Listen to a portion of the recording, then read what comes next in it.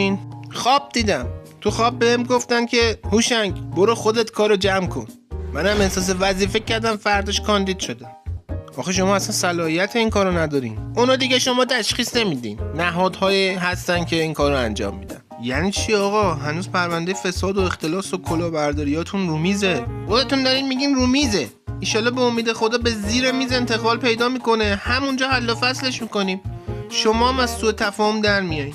خب برنامه هاتون بگین حداقل. بله من برنامه زیاد دارم. خب بگین. خب خیلی زیاده. حالا یه چند تاشو بگین.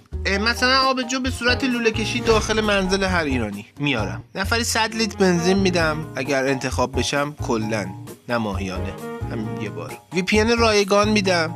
شاید بتونم رایزنی کنم، استخر مختلط هم به وجود بیارم براتون. حتی این بر خودم بیشتر دغدغمه. همین؟ نه خب گفتم برنامه زیاده. شما بپرسین من دونه جواب میدم. مثلا برای حل مشکل بیکاری، اقتصاد بیمار، فقر مطلقی که جامعه درگیرشه چه راهکارهایی داریم؟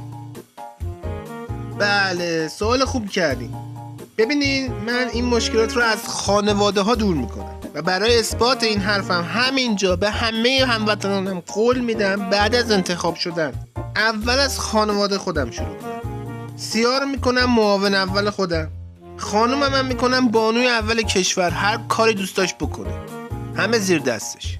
یه 10 تا 20 تا شرکت هم میدم دست این دوتا که اقتصاد کل ایران دست اینا باشه. بعد از خانواده های نزدیک ترم شروع میکنم. همه خاله، دایی، داداشی، خواهری بالاخره توقع دارن دیگه. هر کی بیکار باشه بهش پست و مقام میدم تا مشکل بیکاری کلن ریشه کنشه. از خانواده ما، از خانواده خودمون شروع میکنم. وقتی من بتونم برای خانواده خودم این معضل رو حل کنم، میتونم برای خانواده های دیگران هم حل کنم. رقیباتون برنامه دادن جلوی مهاجرت رو میگیرن. شما چه برنامه‌ای دارین واسه این کار؟ نه من جلوی مهاجرت رو نمیگیرم. تازه کاری هم میکنم همه قانونی غیر قانونی هر جور شده باشه از این کشور بکنن برن، اصلا نمونن، چون جا بازتر میشه. اینجوری مشکل مثلا ترافیکی نام حل میشه. تازه میرن اون ور تو عشق و حال و اینا کیف میکنن. رقیبتون گفتن خانمای باردار و پدر بزرگان و مادر بزرگان رو اینا رو رایگان میکنن. رقیبم گفتن. خب من میلف رو هم بهش اضافه میکنم. چه خوبه کاندیدا شدن. گوشت رو هم رایگان میدن دست مردم، من آبش هم رایگان میدم دست مردم.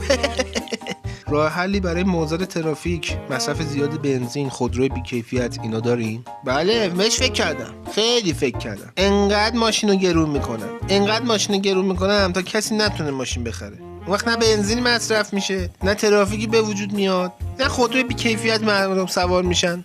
اینطوری خب مشکل حمل و نقل کشور رو میخواین چیکار کنین؟ چرخ کشور میخوابه. مگه اینجا تعویض روغنیه؟ من که باید پنچری چرخ کشور رو بگیرم.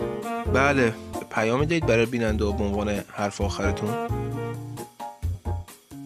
بله من خیلی حرف خاصی ندارم، فقط اگر میخواین تو اشغال باشین به من رأی بدید.